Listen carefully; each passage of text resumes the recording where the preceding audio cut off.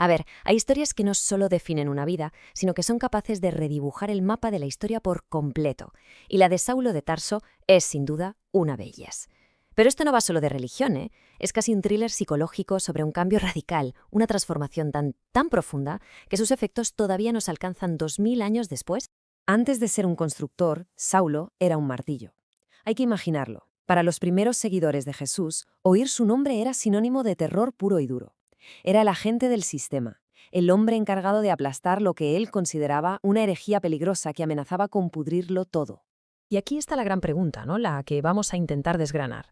¿Cómo es posible que el enemigo número uno de un movimiento se convierta de la noche a la mañana en su arquitecto más brillante? Es un relato de redención y de un cambio que sinceramente desafía toda lógica. Ok, para entender la transformación, primero tenemos que entender al hombre de antes, la convicción que lo movía.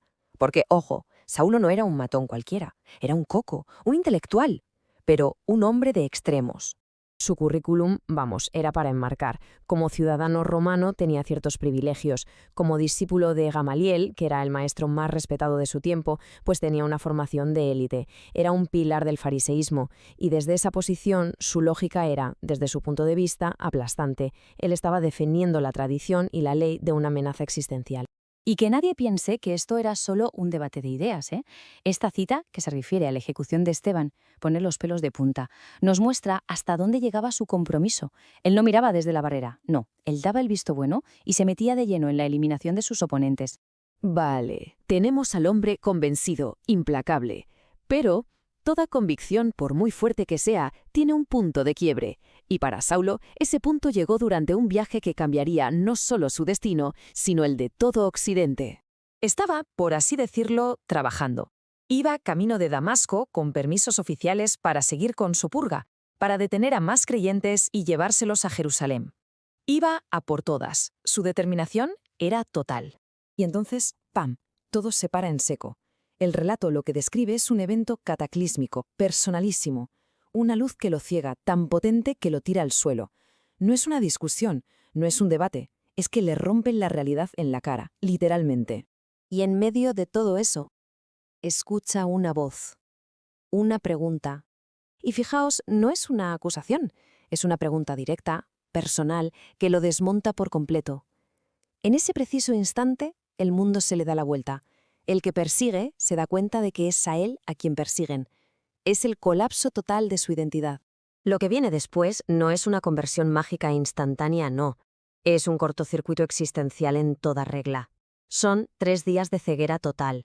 Un tiempo en la más absoluta oscuridad, no solo física sino mental, para intentar procesar que todo, absolutamente todo en lo que creía, se había derrumbado.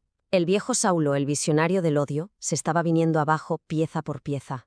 ¿Y de esa oscuridad quién sale? Pues un hombre nuevo, con un nombre nuevo, Pablo, y con una misión que es la antítesis de todo lo que había hecho antes. Toda esa energía, esa inteligencia brutal que tenía, no ha desaparecido, no, pero ahora apunta en la dirección totalmente opuesta. Y aquí está, para mí, la clave de su genialidad estratégica. Mientras los otros apóstoles estaban centrados en su comunidad, en su gente, Pablo tuvo una visión global. Se dio cuenta de algo fundamental, que este mensaje podía y debía salir de sus fronteras para convertirse en algo universal. Y su método era doble, una especie de 2 por 1. Por un lado, un viajero incansable, un fundador de comunidades por todo el Imperio Romano. Por otro, un escritor prolífico. Y sus cartas, cuidado, no eran para decir «Hola, ¿qué tal?», eran los documentos que pusieron los cimientos de la teología cristiana. Y esto es, de verdad, fundamental para entender por qué funcionó lo que hizo. Fue como una especie de traductor cultural. Cogió ideas muy profundas de la tradición hebrea y las hizo comprensibles, atractivas, para la mente de un griego o un romano. Él fue ese puente intelectual que permitió que una secta local se convirtiera en una religión mundial. Claro que todo esto, toda esta nueva vida, esta misión gigantesca, tuvo un precio. Y vaya precio. Vamos a ver cuál fue el coste personal y el inmenso legado que dejó esta transformación. Si miras su vida después de ese día en Damasco, es una lista de calamidades que parecen no tener fin. Naufragios, palizas, pasar hambre, la cárcel. Pero lo increíble es que él no lo vivía como una víctima. Para él era el peaje que había que pagar por su misión. Un compromiso tan bestia que al final le costó la vida, ejecutado en Roma. Pero si hablamos de su legado, las cifras son simplemente de otro planeta. A pesar de todo, sus ideas no solo sobrevivieron, sino que triunfaron. Pensadlo un momento. Casi la mitad de todo el Nuevo Testamento son escritos suyos. Su voz, sus ideas, siguen siendo la columna vertebral del cristianismo hoy en día. Y con esto, el círculo se cierra. Es increíble. El tipo que empezó pidiendo cartas para arrestar gente y destruir comunidades, acaba escribiendo las cartas que las crean y las unen. La historia de Saulo a Pablo es la demostración de que una sola vida puede contener los dos polos opuestos. La destrucción más absoluta y la creación más potente.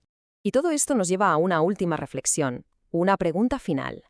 Más allá de la fe o de la historia, la vida de Pablo nos obliga a plantearnos algo.